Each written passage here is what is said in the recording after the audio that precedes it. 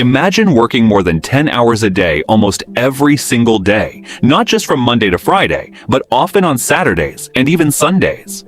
You spend nearly 20 years doing everything you've been told is the right path. You study hard, earn good grades, find a stable job, work harder than the people around you, and save as much money as you can. Then, one day, you realize that even after doing everything society asked of you, you're still nowhere close to buying a home, starting a family, or raising a child. For millions of young South Koreans, this isn't a worst-case scenario. It's simply what life feels like today. How did one of the world's most successful economies end up creating a generation that no longer believes hard work is enough? I'm Ty, and this is Ty Explains. Before we begin, I'd like to mention one small thing. This documentary is built using public research, official reports, and trusted statistics from multiple sources. If you think I missed something or if you have another perspective, I'd genuinely love to hear it in the comments. When most people think about South Korea, they picture success. A country where companies like Samsung and Hyundai became global giants, where K-pop and Korean dramas reached every corner of the world, and where modern cities seem to represent the future. From the outside, South Korea looks like a place that has already solved the problems most countries are still trying to overcome. It's wealthy, highly developed, and admired by millions of people around the world. What's easy to forget is that this version of South Korea is actually very new. Just a few generations ago, the country looked completely different. After the Korean War, much of its infrastructure had been destroyed, poverty was widespread, and very few people believed this small nation could ever compete with the world's largest economies. If someone had predicted back then that South Korea would one day become a global technology leader, they probably would have been laughed at. But that's exactly what happened. Over the next few decades, South Korea experienced one of the fastest economic transformations in modern history, a period now known as the Miracle on the Han River. Entire industries were built almost from scratch. Exports exploded, incomes rose, and millions of families saw opportunities that had never existed before. For many people, it wasn't just an economic success story. It became proof that discipline, sacrifice, and hard work could completely change a country's future. More importantly, it created something even more powerful than wealth. It created a promise that if every generation worked just a little harder than the one before, life would continue getting better. For a long time, that promise felt completely real. Parents believed it, schools reinforced it, and young people grew up expecting that one day their hard work would be rewarded too. The problem is that promises don't last forever. And to understand why so many young Koreans are quietly giving up today, we first have to understand how that promise was made in the first place. The gamble that built a nation. To understand why so many young Koreans feel trapped today, we first have to go back to a decision that completely changed the country's future. After the Korean War, South Korea wasn't just poor. It had very few natural resources, almost no heavy industry, and very little that could help it compete with larger economies. If the government had simply waited for the free market to solve everything, the country might have needed generations just to catch up. So instead of spreading its limited resources across thousands of small businesses, South Korea made an enormous gamble. The government chose a handful of companies with the potential to grow, then gave them access to loans, tax incentives, and strong support for exports. The goal was simple: build companies powerful enough to compete with the rest of the world, earn foreign currency, and pull the entire country out of poverty.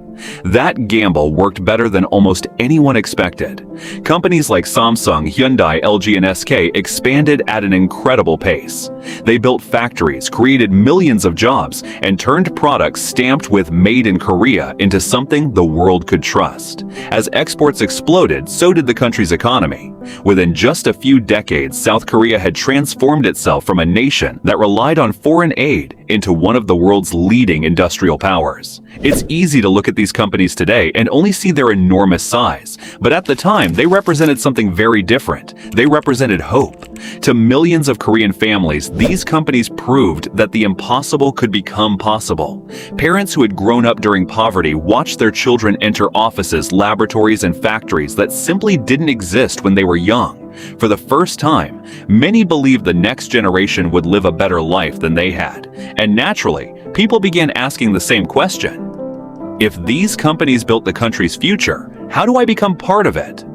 For young Koreans, getting into one of these major corporations wasn't just about finding a good job. It meant higher salaries, better job security, stronger social status, and, perhaps most importantly, a chance to fulfill the promise that hard work would eventually be rewarded. There was only one problem. No matter how large those companies became, they could never hire everyone. And without realizing it, South Korea had entered a new era, an era where millions of people were chasing the same dream, but only a small percentage would ever reach it. That was the moment success quietly stopped being a destination and started becoming a competition. As South Korea's economy continued to grow, so did people's expectations. Parents wanted their children to have better lives than they did, and the clearest path seemed obvious. Get into a great university, land a job at one of the country's biggest companies, and your future would be secure. It sounded simple, and for many families, it became the plan that shaped an entire childhood. The problem was that millions of other families believed exactly the same thing. Every year, more students competed for the same universities. More graduates competed for the same companies. The definition of success became narrower, while the number of people chasing it kept growing. What had once been an opportunity slowly turned into a race, and like every race, falling behind became something people feared. This is where education began to change. School was no longer just a place to learn. It became the starting line. After regular classes ended, many students headed straight to private academies known as Hagwons. Homework continued late into the evening, weekends became study sessions, and free time slowly disappeared. For many teenagers, getting home before midnight wasn't unusual. It was simply part of growing up. Now, it's easy to look at that lifestyle and think, that's extreme. But if your future depended on outperforming thousands of students who were all working just as hard as you were, what would you do? Would you study less, or would you try to keep up? That's what makes this story so complicated. No one forced millions of students to dream about the same future. Parents wanted security for their children. Teachers wanted their students to succeed. Companies wanted the best talent they could find. Every decision made sense on its own. But together, they created a system where standing still felt like falling behind. And once competition becomes the normal way of life, it doesn't stay inside the classroom. It follows you into university. It follows you into job interviews. It follows you into adulthood. Eventually, you stop asking whether you're happy. You only ask whether you're keeping up. When the promise began to break.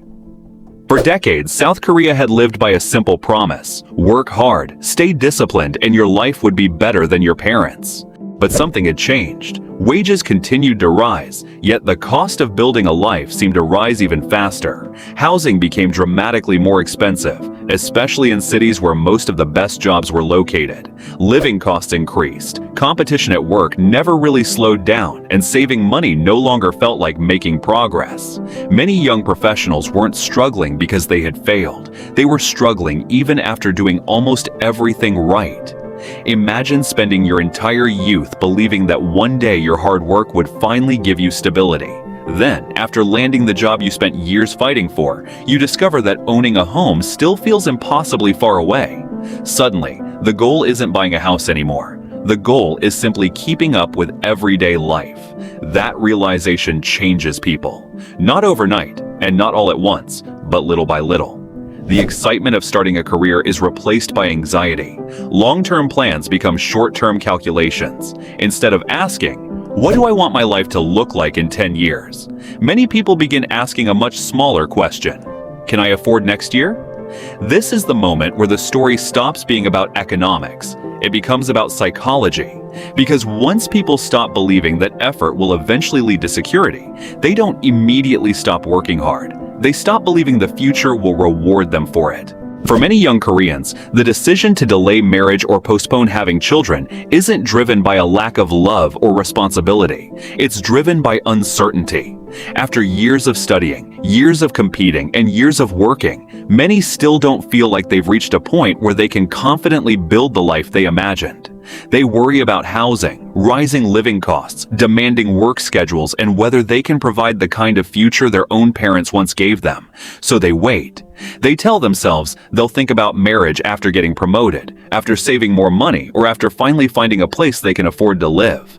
But promotions take time. Savings never seem to grow fast enough, and the cost of starting a family continues to climb. Before they realize it, another year has passed, then another.